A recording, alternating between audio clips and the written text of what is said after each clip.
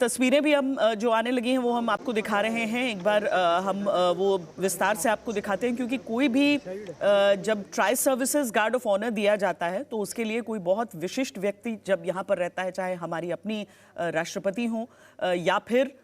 कोई विजिटिंग राष्ट्रपति, और यहाँ पर जब tri services guard of honour हम कहते हैं तो उसमें समझिए कि जल थल नभ तीनों जो हमारी सेनाएं हैं, आर्मी नेवी एयरफोर्स, तीनों के जो सैन्य दस्ते होते हैं वो एक साथ इस tri services guard of honour का हिस्सा होते हैं। एक निर्धारित समय सीमा होती है, न तो उससे 1 मिनट कम, न उससे 1 मिनट अधिक। 21 मिनट का समय जनरल दयाल। बिल्कुल 21 मिनट्स का complete I think ceremonial parade है। और ये हेड ऑफ द स्टेट या जब आप किसी रियली बहुत ऐसे व्यक्ति को जिसको देश सम्मान करता है, generally for the head of the states reserved है। और मैं समझता हूँ जैसे रशिया वगैरह में तो बिकॉज उनके यहाँ प्रोविजंस हैं, वो गन सलूट भी करते हैं, जैसे हमारे यहाँ 26 जनवरी पे आप देखते हैं ऐसे। तो एक बहुत ऑनरेबल मूवमेंट है for president Putin I think and for the country also, क्योंकि देशवासियों को एक चीज़ पता होना चाहिए कि हमारे और रशिया के जो संबंध है वो ऐसी जो चीज़ें हैं जो जिस जोश से ये गार्ड ऑफ ऑनर देंगे, जिस तरह से प्रेसिडेंट पुतिन बिल्कुल इंडियन उस से स्टाइल से चलेंगे, वो देखने वाली चीज़ होगी। आपको मैं बता रहा हूँ, देख रहा हूँ किस तरह से, मतलब जैसे लगेगा जैसे अपनी गार्ड के सामने चल रहे हैं, कोई ऐसी प्रिकॉशनरी वो नहीं होगी। और इससे पहले कि हम यहाँ का समारोह शुरू हो, हम जल्दी से एक बार हिमांशु मिश्रा के पास भी चलते हैं। हिमांशु, क्योंकि यहाँ पर भी जो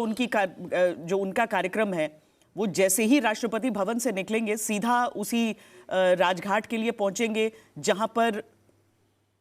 व्लादिमीर पुतिन, जो कि पहले भी मेरा ख्याल है कि जा चुके हैं अपनी और भी विजिट्स पर यहाँ पर, क्योंकि एक जो राजघाट पहुंचकर वहाँ पर जो पूरा समारोह रहता है, वहाँ पर जिस तरीके से पौधारोपण होता है, जो एक सामान्य प्रक्रिया रहती है, वो भारत को, भारतवासियों को भी सम्मान दे जाती है।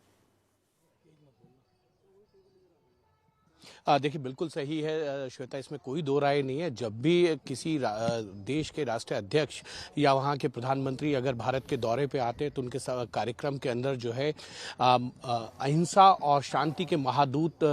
महात्मा गांधी को श्रद्धांजलि देने का कार्यक्रम जो है वो जरूर रहता है। और आज राष्ट्रपति भवन में जैसे ही गार्ड ऑफ ऑनर के बाद वो वहाँ से निकलेंगे, सीधा राजघाट आएंगे और यहाँ पर महात्मा गांधी को श्रद्धांजलि देने का जो उनका कार्यक्रम है, वहाँ यहाँ पर इस कार्यक्रम के बाद सीधा वो हैदराबाद हाउस जाएंगे, जहाँ उन एक भारत और रशिया के बीच में जो स्ट्रेटेजिक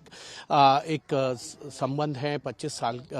के लिए हुए हैं, उनमें 25 एग्रीमेंट होने की जो बात कही जा रही है, वो सारी चीज़ें हैं जिनमें एग्रीकल्चर से लेकर तमाम ऐसे सेक्टर्स हैं जहां फार्मास्यूटिकल हो, शिपिंग हो या कोल सेक्टर हो, पावर सेक्टर हो, पेट्रोलियम हो, तमाम ऐसे सेक्टर्स के लिए जो है वो यहाँ एग्रीमेंट हो सकते हैं। क्योंकि 7 बड़े मंत्रियों के साथ जो है रूस के राष्ट्रपति पुतिन भारत आए हैं और यहाँ से वो महात्मा गांधी को श्रद्धांजलि देने के बाद सीधा हैदराबाद हाउस जाएंगे, जहाँ वो प्रधानमंत्री नरेंद्र मोदी और उनके जो महत्वपूर्ण मंत्रालयों के साथ एमयू होना है, वहाँ जो है बायलैटरल होगी और उसके बाद एमयू जो है वो साइन होंगे। जी श्वेता, क्योंकि 7 अलग अलग मंत्री भी आए हुए हैं और कल की वो तस्वीरें भी याद रहती हैं जब रूस के रक्षा मंत्री और भारत के रक्षा मंत्री एक साथ नजर आए थे, तो जाहिर है कि उन डिफेंस डील्स की तरफ भी ग्रुप कैप्टन पांडे सबकी नजरें जाती हैं। और उसमें जिस तरह के उपकरणों की बात हो रही है वो आज के दौर की हकीकत को बयां करते हैं, आज के दौर की ज़रूरत को बयां करते हैं। निश्चित रूप से जय हिंद। और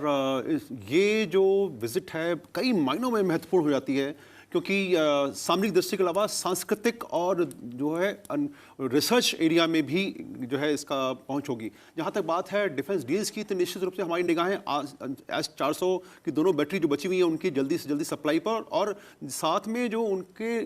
जो गोला बारूद हैं उसकी आवश्यकता होगी। लगभग 300 गोले और हमको और चाहिए होंगे ताकि हम उसको अटैक कर सकें। तीसरी बात जो S-500 की बात हो रही है कि उसका ट्रांसफर ऑफ टेक्नोलॉजी हो सकता है, साथ में दोनों देश मिलकर भारत में S-500 का निर्माण करेंगे। ये अपने आप में बहुत ही जबरदस्त प्लानिंग ये योजना होगी, क्योंकि रशिया यूक्रेन वॉर की वजह से वो उस समय नहीं कर पा रहा जो चाहता है रक्षा क्षेत्र में करना। जो उसकी सप्लाई चेन थी, जो इंपोर्ट कर रहे थे देशों को, वो भी जो है प्रभावित हुए हैं। और भारत के लिए एक अवसर है कि अब वो जिस प्रकार से 100 से अधिक देशों को निर्यात कर रहा है सुरक्षा और रक्षा संबंधी उत्पादन, तो वो अब और देशों के साथ उनका कॉन्ट्रैक्ट हो सकता है। साथ में जो रशियन मार्केट है, जहाँ पर कि फार्मेसी और दूसरी जो चीज़ें हैं, टेक्नोलॉजी, इन क्षेत्र में अगर हम और वहाँ पहुँच करें, क्योंकि जो ट्रेड डिफिसिट है वो हमारे अगेंस्ट है। जो दोनों देशों बीच में व्यापार हो रहा है उसमें रशिया से हम ज़्यादा इंपोर्ट कर रहे हैं और हमारा एक्सपोर्ट लिमिटेड है। और ये भी एक उद्देश्य रखा गया है कि हम इसको $100 बिलियन तक कर लें 2030 तक। तो बहुत सारे उद्देश्य हमारे हैं, कितने हम उनको हासिल कर पाते हैं निश्चित रूप से समय इसका जवाब देगा। लेकिन डिफेंस डील के अलावा जो Su-57 जहाज की बात हो रही है, निश्चित रूप से ट्रांसफर ऑफ टेक्नोलॉजी हम चाहते हैं कि हम वैमानिकी के क्षेत्र में हम 6th जनरेशन और आगे बढ़ें, क्योंकि अब वक्त आ रहा है कि जहां पर कि ड्रोन और जहाज दोनों मिलकर जो है साथ काम करें। और जो MUMT का जो है मैन अनमैन टीमिंग का जो हमारा ऑब्जेक्टिव है वो सफल हो, ये बहुत ज़रूरी है, क्योंकि अब रण क्षेत्र में वो नहीं रहा जो आज से 2 दशक पहले होता था। समय के साथ चीज़ें बदल रही हैं, हाइपरसोनिक्स आ गए हैं, AI का समावेश हो गया है, चीज़ें जो हैं वो समय के साथ बहुत तत्परता से बढ़ रही हैं। अब देखिए, एक उदाहरण दूंगा, ऑफ सिंदूर में S-400 की वजह से 300 किलोमीटर की दूरी में कोई भी पाकिस्तानी जहाज आने की हिमाकत नहीं कर पा रहा था। तो हमने रहते रहे बिना पाकिस्तानी वायु क्षेत्र में प्रवेश किए हमने एयर सुपीरियरिटी हासिल किया, जो कि अपने आप में एक बहुत मिसाल है। और इस तरह की जानकारी भी दी गई कि रूस भी बड़ा उत्साहित था इस बात को सुनकर कि 300 किलोमीटर दूर एक जहाज को शूट डाउन कर दिया था S-400 के जरिए। हम विस्तार से वो सारी जो इक्विपमेंट है उसकी डील्स, क्योंकि आज दिन भर इसी का कार्यक्रम है, तो इस पर हम आगे चर्चा करेंगे। लेकिन प्रोफेसर जोशी, ये बताइए कि कल की जो तस्वीरें रही, वो जिस तरह की दोस्ती दिखी है जो प्रधानमंत्री नरेंद्र मोदी और प्रेसिडेंट पुतिन के बीच में, एक एक तस्वीर ये बयां कर रही है कि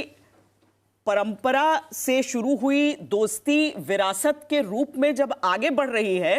तो इससे बहुत पॉजिटिव उम्मीदें लगाई जा सकती हैं आज के दिन। निश्चित तौर पर श्वेता, हम सभी ने कल का वो पुतिन का इंटरव्यू भी देखा, जिसमें आज तक के अंजना जी और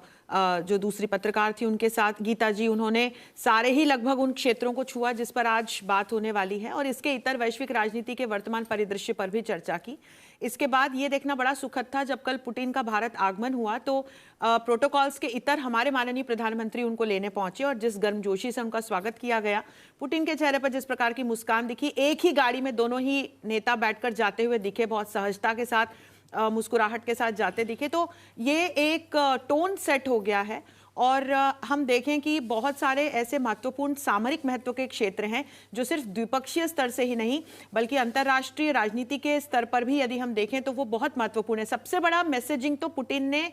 इस वक्त भारत आकर के पूरी वैश्विक राजनीति के समकक्ष ये दिया है कि किस प्रकार से रशिया, चाहे जो बदलाव वैश्विक राजनीति में आ जाए, भारत के साथ एक सशक्त सहयोगी के रूप में खड़ा हुआ है। एशिया से भारत को अपने बहुत ही ट्रस्टेड पार्टनर के रूप में रशिया देखता है, श्वेता। और भारत की दृष्टि से यदि देखें तो अभी अमेरिका के साथ जिस तरह से रिलेशंस डिसरप्ट हुए और हम पाकिस्तान को जिस तरह की हरकतें करते हुए देख रहे हैं, अभी सऊदी के साथ जिस तरह से पाकिस्तान का एक पैक्ट हुआ, डिफेंस डील हुई, इसके बाद हमने देखा कि किस प्रकार से चीन का एक इंडो पैसिफिक में अभी हम जो सिचुएशन देख रहे हैं, पश्चिम एशिया में जिस प्रकार से संघर्ष की हम राजनीति देख रहे हैं, इन तमाम परिदृश्यों के बीच यदि रशिया के राष्ट्रपति भारत का दौरा करते हैं तो ये अपने आप में वैश्विक राजनीति को एक बहुत बड़ा संदेश है कि भारत न सिर्फ ग्लोबल साउथ के प्रणेता के रूप में बल्कि एक रशिया के बहुत ही महत्वपूर्ण सहयोगी के रूप में वैश्विक राजनीति के पटल पे खड़ा हुआ है, ग्लोबल सिक्योरिटी और पीस को इंटैक्ट रखने के लिए। तो एक एंटी टेरर वर्ल्ड के जब हम निर्माण की बात करें, ग्रीन एंड क्लीन वर्ल्ड के निर्माण की बात करें,